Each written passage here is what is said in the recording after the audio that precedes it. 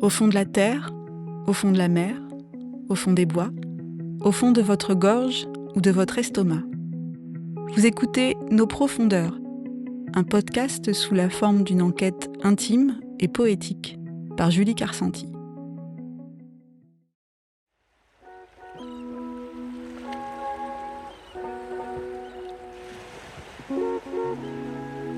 J'ai sous mes yeux cette très grande coquille creuse. Elle est plus grande que ma main. Je n'en ai qu'une. L'autre, la deuxième partie de la coquille, est restée chez Fabrice, alias Captain Marée. Tout ce qui vient de la mer y retourne, nous dit le capitaine. Nous aussi, on vient de la mer.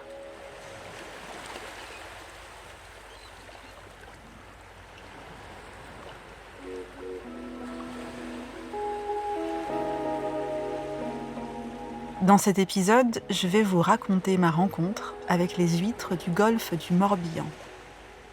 Je vous emmène avec moi, les pieds dans la vase, sentir les eaux de la petite mer, la bassine comme ils l'appellent, qui se remplit et qui se vide toutes les 6 heures avec la marée. On part plonger dans un bouillon de courant froid sous une surface chaude et salée.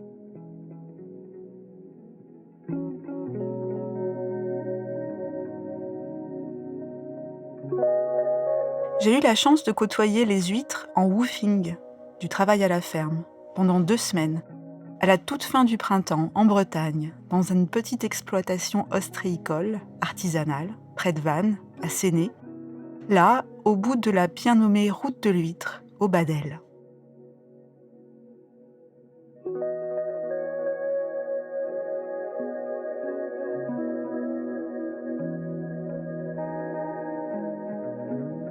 Alors après les avoir touchés, manipulés, saisis, sentis, goûtés, chaque jour pendant 2 semaines, je n'ai pas pu m'empêcher de vouloir garder une coquille avec moi. Un quotidien avec elle, avec lui, je ne sais pas.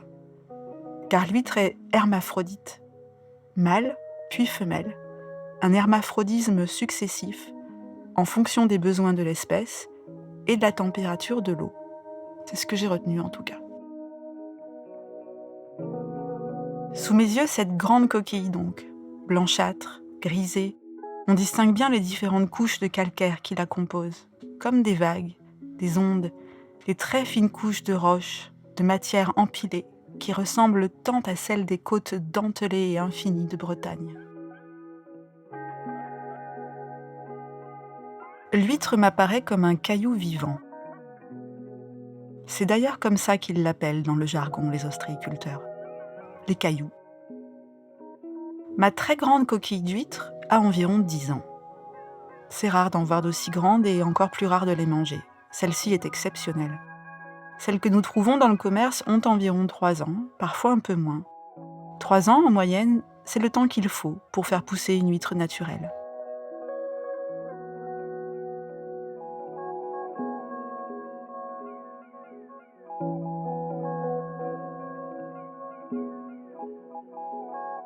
Cette coquille porte encore des traces de rouille, la rouille des barres de fer sur lesquelles elle s'était accrochée pour pousser, rebelle, en dehors des poches où grandissent ses congénères, dans les parcs à huîtres, au large de la presqu'île de Boued. Je l'ai décollée de sa barre, ou alors sa coquille servait d'habitat à tout un tas de monde. Elle était recouverte d'algues, d'anémones, d'éponges, d'étoiles de mer.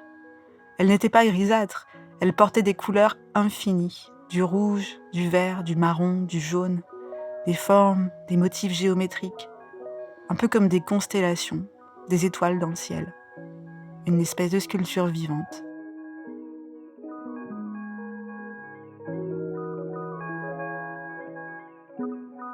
Mon huître était là bien peinarde à faire sa vie d'huître, sa vie d'ingénieur, celle d'une espèce qui fabrique pour tout le reste du milieu.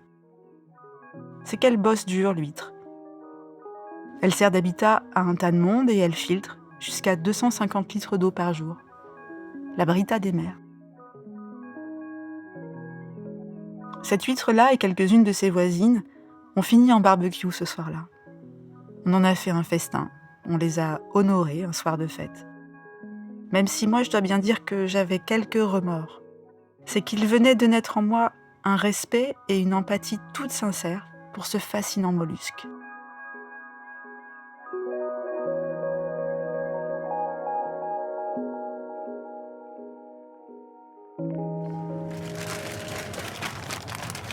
Eh ben écoute Julie, tu vas pouvoir faire la manœuvre. Hein. Oh, Oh, pas vrai.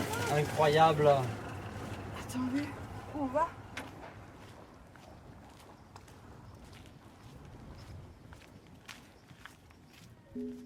L'atelier, c'est le premier endroit que je découvre en woofing. On y reçoit les huîtres qui arrivent des parcs, en mer, juste en face de l'exploitation, près de l'île de Bouette donc, et un peu plus loin, derrière l'île aux moines. À terre, on les nettoie, on les trie, on les détroque, c'est-à-dire qu'on les décolle les unes des autres, sans les tuer, c'est tout un art. On les prépare une, à la main, pour la vente et la petite dégustation sur place.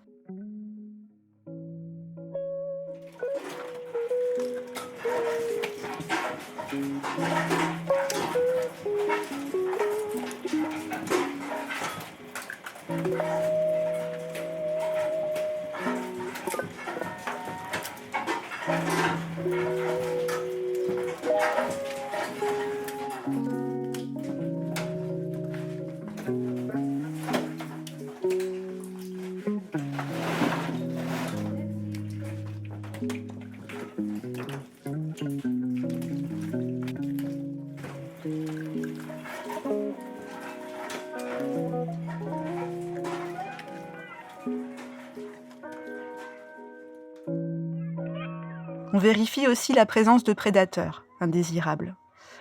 Le bigorneau et l'étoile de mer. Le bigorneau qui est capable de percer la coquille de l'huître avec un acide pour venir la manger, et l'étoile de mer qui est capable de décrocher son estomac pour l'envoyer à l'intérieur de l'huître. Là, c'est un bigorneau perceur qui a essayé, il n'a pas réussi à trouver. Et tu vois, ça, c'est un truc de bigorneau perceur. Celui-là, je ne suis pas sûr. Mais ça, c'est sûr, c'est la marque. C'est bon. Tu vois, là aussi. Il n'a pas réussi à tout perforer. Voilà, là, il a réussi, là, regarde. Non, non, non, non.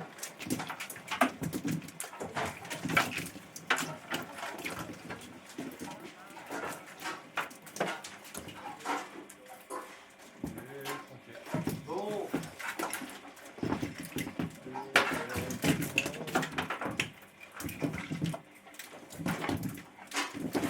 C'est l'industrie ici, hein.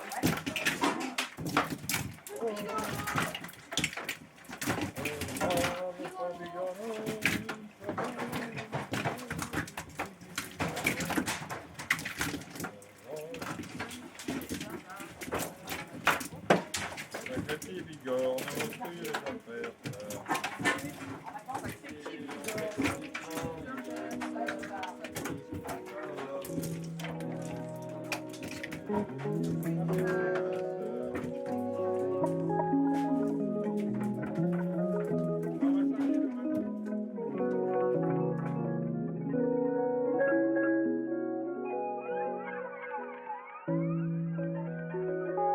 On passe aussi beaucoup de temps à réparer de grandes poches rectangulaires dans lesquelles les huîtres grandissent. De grandes poches en plastique dur, avec des mailles plus ou moins grandes en fonction de l'âge des huîtres. Des poches qui en mer s'altèrent très vite avec le sel et au contact de la dentelle coupante que l'huître fabrique en poussant.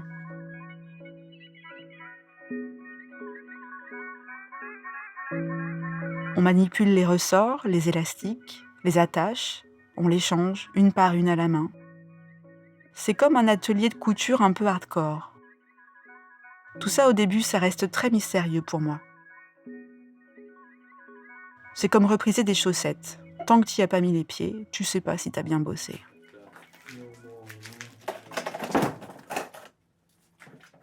A little bit. Yeah, and the six. That's one. I think so. Yeah, and I'm just staying on here. Yeah. Great. Thank you. Yeah. Bon.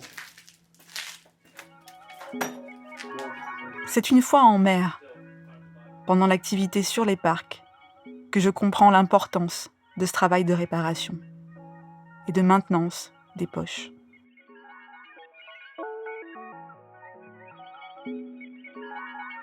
Les huîtres sont manipulées quelques 60 fois en 3 ans de culture. Et même plus de 150 fois si on compte le temps entre le moment où elles naissent et le moment où elles sont mangées. C'est immense. Alors ces poches, on les tourne, on les retourne, comme les pages d'un livre, en beaucoup, beaucoup plus lourd. Elles sont fixées sur des espèces de grandes tables, en fer. Alors en mer, on vérifie les attaches, on vérifie l'état d'usure des poches, est-ce qu'elles ne se sont pas ouvertes, est-ce que toutes les huîtres sont bien à l'intérieur. On les tape avec un bâton en bois pour éviter qu'elles ne s'agglutinent les unes aux autres et qu'elles poussent collées. Dans quel état sont les huîtres et les poches? Et dans l'idée, ça va être d'en ramener un petit peu. Et celles qu'on ramène pas, on va se les tourner, se les taper. Ok.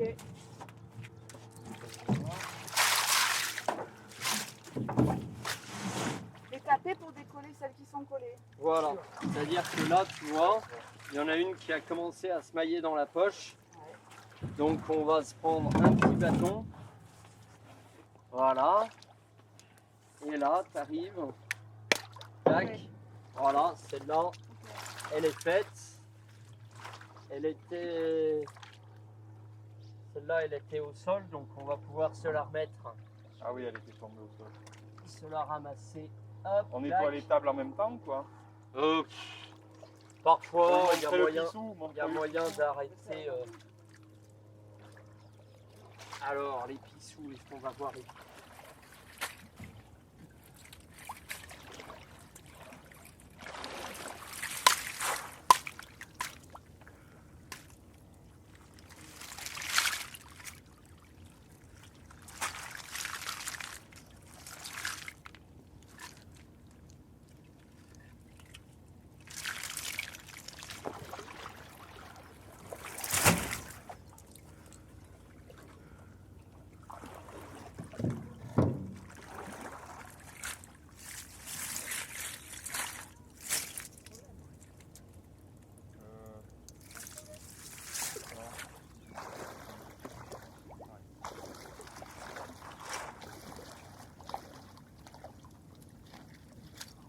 Sur les parcs, c'est un travail très fin d'évaluation, d'observation.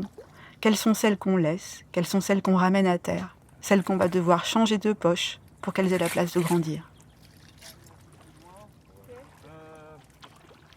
Non, on va remonter sur le bâton, on va aller amarrer les autres. Ok. Tu sais combien t'as de poches? En gros? À peu près, il doit y avoir 3000, 3005. Ok.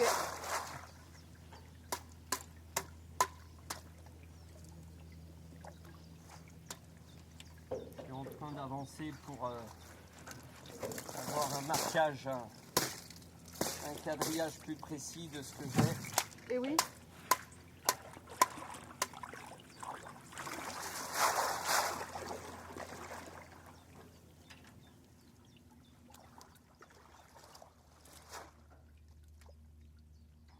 Bon.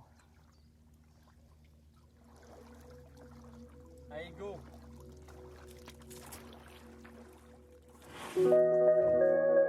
Partir à la bonne heure.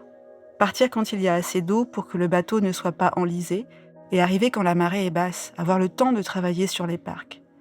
Il est là tout le challenge. Les parcs apparaissent, puis disparaissent, pour 6 heures environ, comme un quadrillage, visible, invisible. Chaque jour l'heure change. Chaque jour la mer part et revient, jamais exactement au même endroit.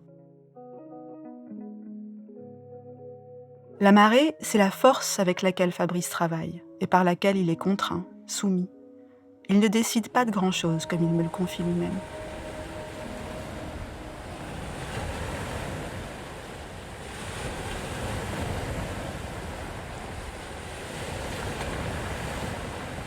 J'en viens à me demander Comment ça marche au fait, la marée?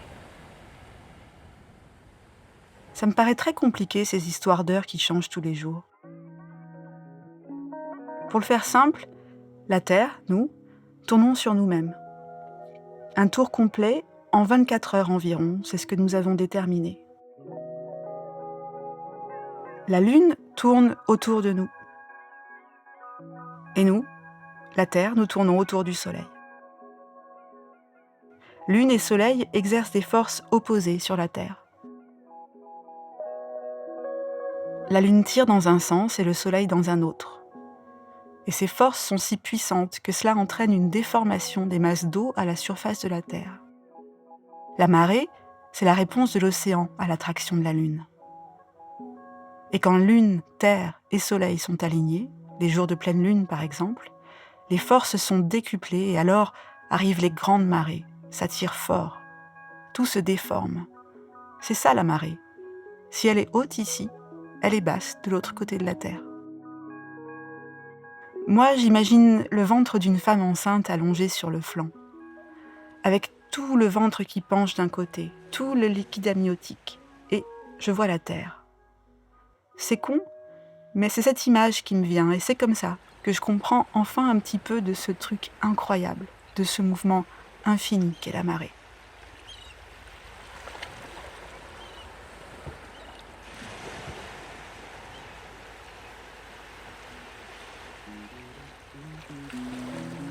Les huîtres qui grandissent ici, dans les parcs de Captain Marée, dans le Morbihan, ne sont pas nées là. Elles sont nées dans le bassin d'Arcachon. C'est là que naissent des micro-huîtres qui sont captées, des micro-organismes nés de la rencontre de spermatozoïdes et d'ovules que les huîtres lâchent dans l'eau à la période de reproduction, la fin du printemps et l'été. Ces micro-organismes se trimballent au gré des courants jusqu'à se fixer quelque part. On les appelle alors des naissins. Ils se fixent à un caillou, à une autre huître, et puis ils grandissent. Ils fabriquent un genre de calcaire et forment leur coquille, à leur rythme, à l'infini. Qu'est-ce qui est minéral, qu'est-ce qui est organique, tout cela se confond. Il y a encore à peine 200 ans de ça, en France, les huîtres formaient des récifs entiers, des montagnes sous la surface. Agglutinées les unes aux autres, intriquées, imbriquées, calcifiées ensemble, elles formaient des tas de rochers vivants sous les mers, comme les barrières de corail. Aujourd'hui, c'est terminé. Il n'existe quasiment plus de récifs sauvages d'huîtres, nulle part sur la planète. On a tout raclé, tout récolté, tout mangé. Il y a plus de 160 000 ans déjà, on mangeait des huîtres. On a retrouvé des coquilles d'huîtres dans des grottes en Afrique du Sud. Plus près de nous, les Grecs et les Romains en raffolaient, ils lui octroyaient des vertus aphrodisiaques. Pourquoi donc aphrodisiaque? Instinctivement, on comprend un peu, non? Nous y voilà, à ce truc à la fois inconfortable et attirant de l'huître. Sa texture peut-être, sa texture glaireuse. Moi, je sais pas bien si je dois la mâcher ou l'avaler. Pour l'ouvrir, on sectionne le muscle qui lui permet de fermer très fort sa coquille. Mais elle est encore vivante quand on la mange. Et puis l'été, elle est laiteuse. C'est comme ça qu'elles étaient pendant mon séjour en woofing, en pleine reproduction. Certains trouvent ça dégueu et ne veulent pas les manger à ce moment-là. C'est vrai que le goût est un peu différent, un truc un peu comme de la noisette. La texture aussi, un concentré de protéines, de vitamines, d'ovules et de spermatozoïdes. Et oui, on y vient. Pour moi, l'huître ressemble à une vulve, à un sexe de femme. Parfois dur à ouvrir, humide, glaireux, impressionnant, fascinant, mystérieux, pour certains dégoûtant si on en croit le sens commun, ou plutôt les milliers d'années de patriarcat qui conditionnent nos perceptions. Figurez-vous que même là, il est venu se fourrer ce putain de patriarcat. Les huîtres que nous mangeons à Noël sont souvent des huîtres hybrides, des triploïdes. Les triploïdes sont des huîtres qui sont nées en laboratoire, du croisement d'huîtres naturelles et d'huîtres stériles, les triplos comme on dit. Les triplos ne sont jamais laiteuses. elles ne se reproduisent pas et l'énergie qu'elles ne mettent pas dans la reproduction, elles la mettent à grandir. Du coup, elles sont commercialisables en 2 ans seulement, beaucoup plus vite que les huîtres naturelles. Et vous savez à quoi on les reconnaît? Les triplots ont un genre de petit capuchon, comme un clitoris en fait. Quand on la regarde fermée, c'est vraiment très clair. L'huître naturelle n'a pas ça. La triplo a un clito apparent. Moi, ça me fait marrer ça. Et je me dis que quand le patriarcat s'en mêle à vouloir contrôler les corps, les nôtres comme ceux des mollusques, de toute façon on est mal barré. Et si l'huître devient stérile et arrive à ne plus jamais se reproduire, si elle disparaît, qu'est-ce qui va se passer?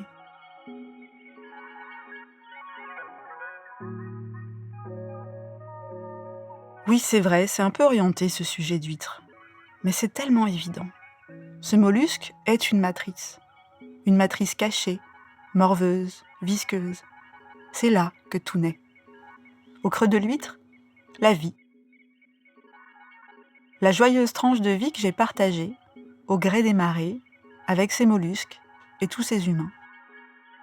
La fragilité, la préciosité, la richesse des liens que nous pouvons créer, de nulle part. Là, en woofing, j'ai rencontré des gens assez incroyables. Bruno, retraité, peintre, woofer à temps plein, dont la grande sagesse consiste en une adaptabilité à toute épreuve. 2 fois, 3 fois. Après, je me suis resté 6 mois au Chaume-du, puis j'ai pris ma retraite. Ah, Enfin. Alléluia. J'ai perdu 10 ans narcolargique, hein. Ah, 10 ans putain, d'Air France, hein. Tu les as payés les 10 ans d'Air France, hein. En même temps, t'es prêt pour la fin du monde, toi. Ah, moi, je suis moi, il me risque rien. J'ai un moral d'acier. Ah, Tu peux c'est me clair, faire où tu c'est veux. adaptable au Mais taquet. tu peux t'adapter partout. Bah, c'est ce Tu que peux, je pas, vois. tu peux pas savoir les ressources que tu as. Tu n'as pas besoin de te créer des besoins. Hein. Moi, dans mon petit camion, j'ai jamais lu autant de bouquins. Parce qu'il y avait la bibliothèque arrosée, là. Ouais, J'avais que ça à foutre. ouais. Et T'as lu quoi? Je lisais de Boccace en passant par Platon, Socrate, Radiguet. Je les ai lus, tu sais, de long en large en travers. Magnifique. Proust, Baudelaire, Verlaine. Et puis c'était rigolo. Là. Et puis je prenais plaisir à lire. Hein. Après l'été, c'était bien parce que sur le petit terrain, j'avais des fruitiers.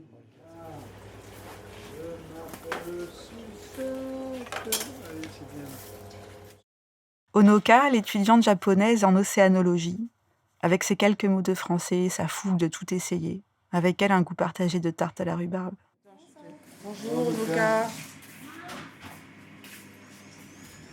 Super, Luca.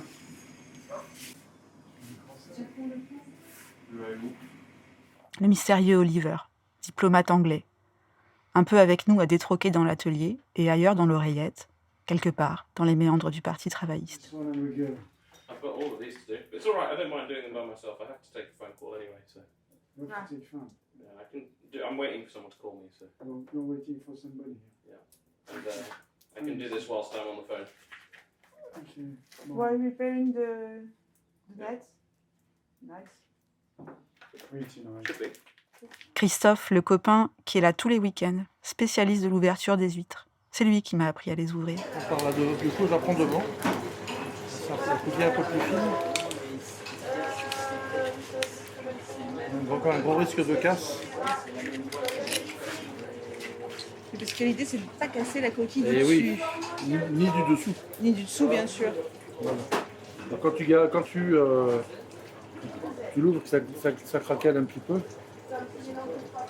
Tu tires la première eau, mais tu remets un petit peu d'eau de mer, comme ça nettoie tout. Là, tu vois, elle est présentable. Il n'y a rien là sur la coquille du haut. Toute ton huître, elle est restée en dessous. Donc ça, c'est ce que je te disais, c'est le signe d'une bonne ouverture. Là, elle est propre. Il n'y a pas de coquille, il n'y a rien. Tu la remets. Elle est prête à être mangée. Alors, oui. L'équipe de badass, Solène, Hélène, Marion, Lisa. Nos conversations sur l'amour, sur les cycles. La vie sexuelle des bulots. T'as une belle voix. Et grâce à Marion, cette citation de Victor Hugo, qui tout à coup prend tout son sens. Ah ouais, il dit un truc comme ça. Ah ouais, il y a une citation de Victor Hugo là-dessus. Ok. Ok. le fond, ou la forme et le fond qui fait surface, quelque chose comme ça. Ah, intéressant. Je te la retrouverai à l'occasion. Enfin, je chercherai, je te dirai. Ah ouais, intéressant. La forme, c'est le fond qui remonte à la surface.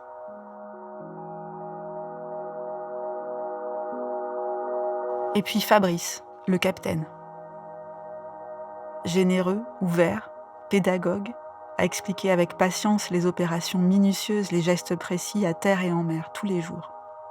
Pour avancer, t'appuies là-dessus, le petit bouton qui est en dessous. Hein, parce qu'il faut que ce soit radiophonique, c'est ça. Hein. Un peu, ouais, parce que tu veux, c'est comme tu veux, c'est toi qui choisis. Non, mais je le fais comme ça, hein, Ouais, parce ouais, que ouais, là, il n'y a pas la... Ouais. Il n'y a pas le visu, donc tu appuies dessus et tu pousses, tu lèves. Et là, tu es en avant. Tu rappuies comme ça, tu rabaisses la poignée pour revenir en neutre. Et là, la petite molette de sécurité, elle se met là. L'idée, c'est pas de passer de la marche avant à la marche arrière d'un seul coup. Parce que sinon, ça lui fait un gros choc. C'est comme une voiture, quoi. Tu te mets à l'arrêt avant de passer la marche arrière. Sinon, ça fait des bruits bizarres. Et puis, si tu veux aller à droite, comment on dit à droite en bateau? Tribord, Et gauche. bâbord, Ah bah alors c'est bon, tu sais tout. Hein. tu parles. Les grandes tablées chez lui où on se retrouve tous, après la journée de travail, le service de dégustation. Les parents, les enfants, les amis. Sous l'œil de Gégère, la chienne, et de Vachette, la minette. Dans la faune, la flore marine, c'est vraiment... enfin, ça fait partie de tout ce que j'aime. C'est un endroit où je suis avec les éléments. Et tu vois, le matin, le soir, il y a à la fois les belles couleurs, il y a les petits oiseaux de l'île, il y a les poissons qui se faufilent entre les tables, il y a les oiseaux marins, les échassiers qui viennent picorer, parce que parfois même quand je retourne les poches, il y a des petites crevettes ou des petites bestioles qui apparaissent de l'autre côté. Donc c'est vrai que c'est vraiment dans l'élément et c'est sympa. Tout ce monde, c'est un peu comme une famille agrégée, comme les mousses et les algues et les anémones de mer sur la coquille de l'huître. Un truc un peu indissociable, fait d'amitié, d'amour, de rencontres. Un brassage d'eau toute l'année, avec des rires, du stress, du ras-le-bol, des inquiétudes, des doutes. La température de l'eau qui monte bien trop haut. D'ici peu, Fabrice s'interroge, les huîtres seront peut-être captées ici, dans le bassin du golfe du Morbihan.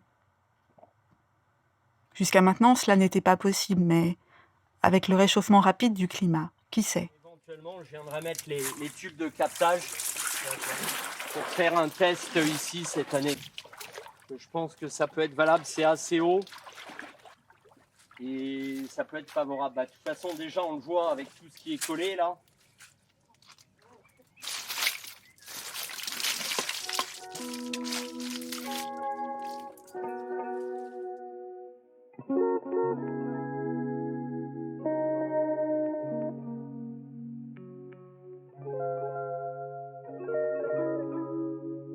Il y a des matins, au comptoir de la cuisine, on boit le café et on se demande à quoi ça sert tout ça.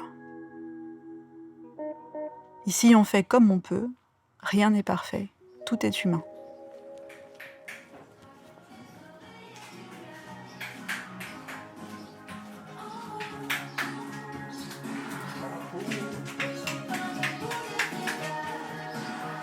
Boule de flipper. Pris en flag. Géraud, elle est vraiment trop bien ta playlist.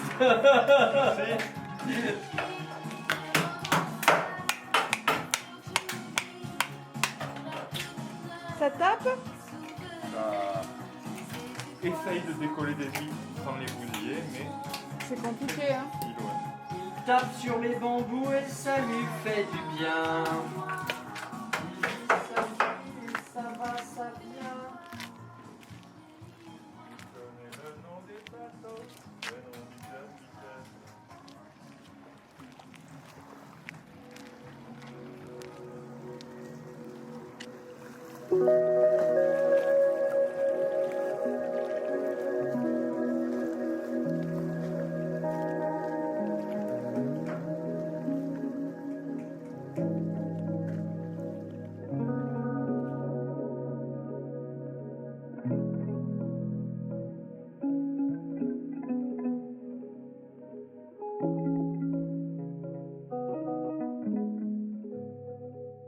Plonger, c'est accepter la possibilité de l'échec.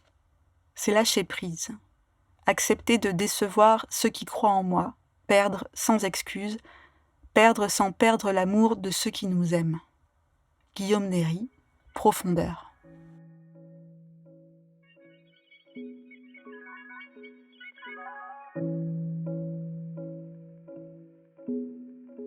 L'huître me réconcilie au final avec mes entre-deux, mes erreurs, mes radicalités.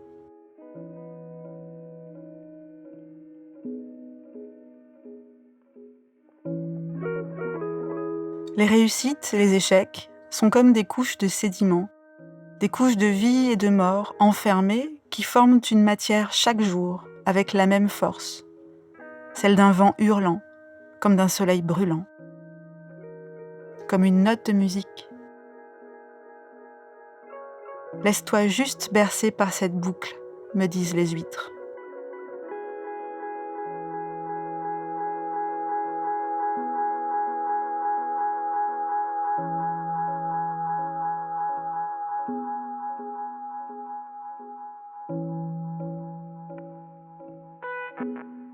Cette boucle de temps me ramène à mes propres choix. Qu'est-ce que c'est au final ? 1 an, 2 ans, 3 ans. C'est l'âge de l'huître que je vais peut-être manger à Noël.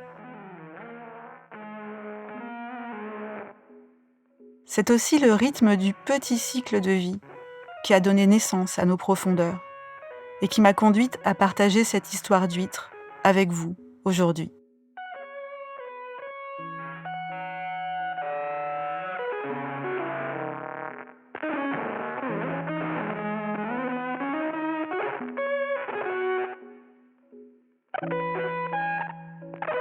Je m'y suis même plus dans cette conscience que tout passe et se transforme. Dans cet inconfort ressenti là, à respirer dedans, les mains dans la vase, à regarder à la loupe se disloquer ces micro-motifs tout à coup devenus immenses, à ralentir là, plonger dans ce bouillon matriciel. Où étais-je, moi, il y a 3 ans ? Qu'ai-je fabriqué comme coquille ? Qu'ai-je filtré ? Qu'ai-je laissé me traverser, puis disparaître ?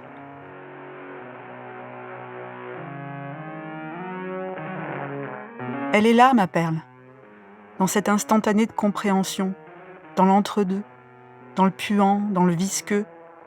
Pour la première fois, je m'y suis installée.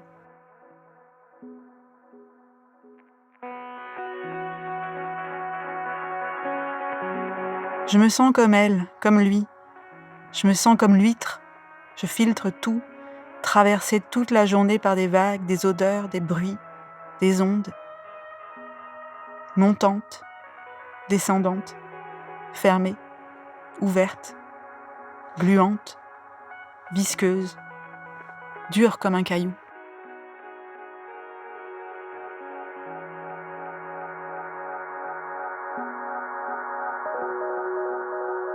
Les choses ne sont pas toujours ce qu'elles ont l'air d'être. Et surtout, elles sont par essence impermanentes.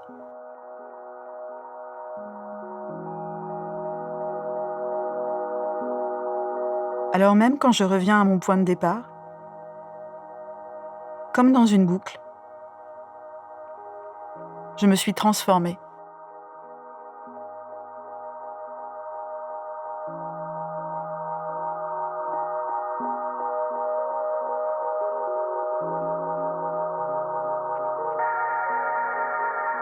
On se définit autant par nos sorties de route que par nos lignes droites. Clair marin, rupture.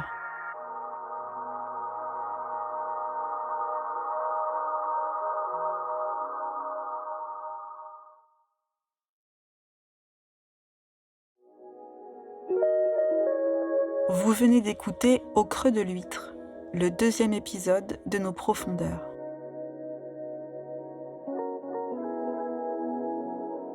J'espère que cette écoute vous aura apaisé. Je souhaite remercier les huîtres, la marée, et de tout mon cœur Fabrice Lisée, son équipe et tous les woofers et woofeuses rencontrés pendant ce séjour. Je remercie également Juliane Ogil pour sa musique Brice Lénéran et le studio Pi où est enregistré cet épisode, ainsi que Géraud Souillol, qui a fait le visuel et partagé l'aventure du woofing avec moi. Enfin, je vous remercie vous pour votre écoute. Si vous avez aimé cet épisode, vous pouvez vous abonner sur les plateformes d'écoute et me laisser un commentaire sur les réseaux sociaux. À bientôt!